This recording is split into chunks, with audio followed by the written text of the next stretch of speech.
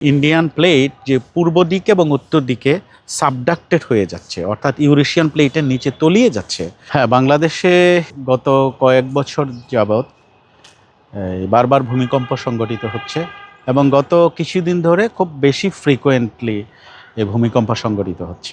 সেই ভূমিকম্পগুলোর উৎপত্তিস্থল থেকে গতদিন যেটা বাংলাদেশের সাতক্ষীরা জেলার আশাশুনি উপজেলায় এই গতদিন 1:53 ভূপৃষ্ঠের প্রায় 35 কিলোমিটার নিচে যার উৎপত্তিস্থল একটা ভূমিকম্প সংঘটিত হলো, যেটার মাত্রা 5.1 রিক্টার স্কেলে।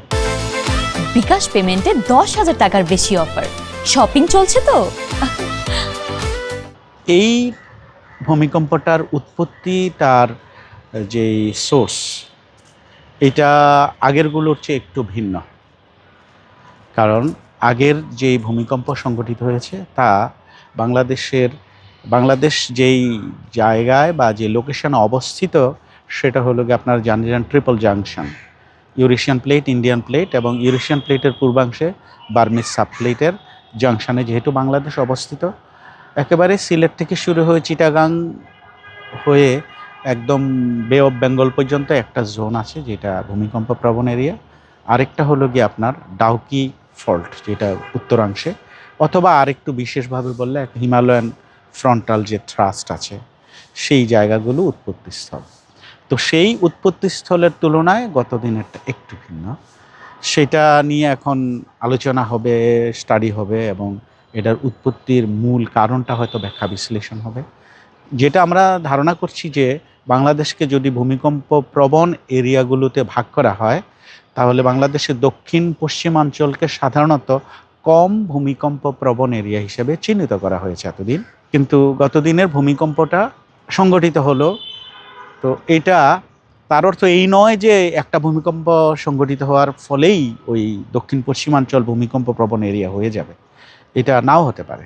তখন এটা নিয়ে চুলচেরা বিশ্লেষণ হবে, এখন ব্যাখ্যা বিশ্লেষণ হবে, মানুষজন বিভিন্ন তথ্য উপাত্তের ভিত্তিতে ব্যাখ্যা করবেন। যেটা প্রাথমিকভাবে ধারণা করা হয় যে বাংলাদেশ এমন একটা জায়গায় অবস্থিত যেখানে হিমালয় থেকে আগত সেডিমেন্টস খুব দ্রুত পললায়িত হওয়ার কারণে হিউজ থিকনেস অফ সেডিমেন্টস এখানে পাইলিং হয়। সে ডিফারেন্সিয়াল কম্প্যাকশনের ফলে অনেক সময় ভূমিকম্প সংঘটিত হতে পারে। আরেকটা বিষয় এখানে আলোচনায় আসতে পারে যে ইন্ডিয়ান প্লেট যে পূর্ব দিকে এবং উত্তর দিকে সাবডাক্টেড হয়ে যাচ্ছে, অর্থাৎ ইউরেশিয়ান প্লেটের নিচে তলিয়ে যাচ্ছে। এখন তলিয়ে যাওয়ার ক্ষেত্রে তো এটা নর্মাল গতিশীলতায় সবসময় তলিয়ে যাচ্ছে না, এখানে কোনো একটা ফ্রিকশনাল ফোর্সে কিছু অংশ আটকে আছে।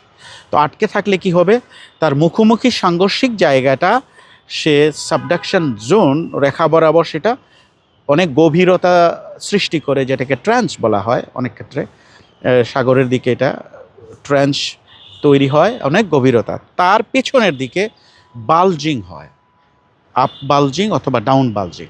তো তার অর্থ হলো যেই জায়গাটা শান্ত, যে প্লেটের যে অংশটা শান্ত থাকার কথা সেই জায়গায়ও বালজিং হচ্ছে, বেঁকে যাচ্ছে।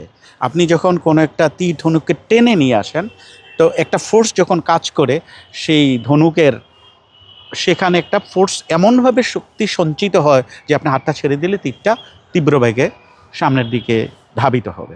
ঠিক একইভাবে আপনার যেই জায়গা আটকে থাকলো তার পিছনে যে বালজিং হচ্ছে, সেখানে কোনো একটা জিনিসকে যদি আপনি বাঁকানোর চেষ্টা করেন, কোনো সময় সেই জায়গাটা একটা ফাটল হয়ে ফেল করতে পারে, অথবা সেই জায়গার মধ্যে আমি যেটা একটু আগে বললাম যে ডিফারেন্সিয়াল কম্প্যাকশনের ফলে কোনো অংশ একটু বেশি দেবে যায়, কোনো অংশ কম দেবে যায়, এই ইত্যাদি কারণে আপনার এই ভূমিকম্প সংঘটিত হতে পারে গতদিনেরটা।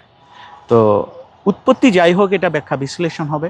তো মূল কথা হলো বাংলাদেশ আমাদের যেহেতু একেবারে ভূমিকম্প প্রবণ এরিয়ার মধ্যে, এই জায়গাটায় যেই ভূমিকম্পের ধরন বা উৎস ভিন্ন হলেও যে মূল কারণ একই, অর্থাৎ একটা ভূমিকম্প প্রবণ এরিয়ায় অবস্থিত, তার ডাইরেক্ট অথবা ইনডাইরেক্ট এফেক্টেই ভূমিকম্প গতদিন যেটা হলো আগেরগুলো সংঘটিত হওয়ার একই কারণ।